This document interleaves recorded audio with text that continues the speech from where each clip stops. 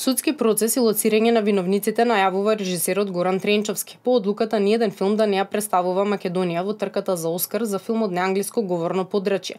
Смета дека скандалозната одлука на Комисијата на Друштвото на филмски работници представува обид за стопирање на понатамошниот живот на неговиот филм Златна петорка, чиј што успех, како што нагласува, бил евидентен.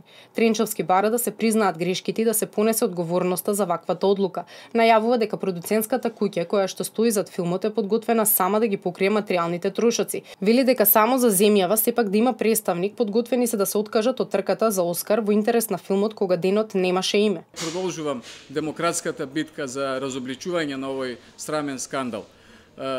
Ние бевме подготвени и можеби да си ги покриеме самите трошоците, нели, доколку филмот беше номиниран за Оскар, да ги покриеме материјалните трошоци со сопствени средства за промоција на филмот во САД, за да не се прават, нели, дополнителни трошоци на штета на државата.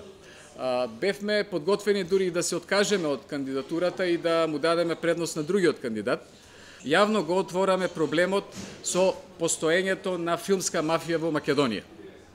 На потек се државните институции во кои неизмерно веруваме, а за нанесената колективна и приватна штета ќе отвориме судски процес. Друштвото на филмски работници изминатиот период соопшти дека Комисијата за избор на македонски кандидат за Оскар одлучила оти ниту еден од пријавените филмови, кога денот немаше име, од Теона Стругар Митевска и Златната петорка на Горан Тренчовски, нема да ја представува Македонија во трката за Оскар од неанглиско говорно подрачје, затоа што не ги исполнуваат естетските и наративните критериуми.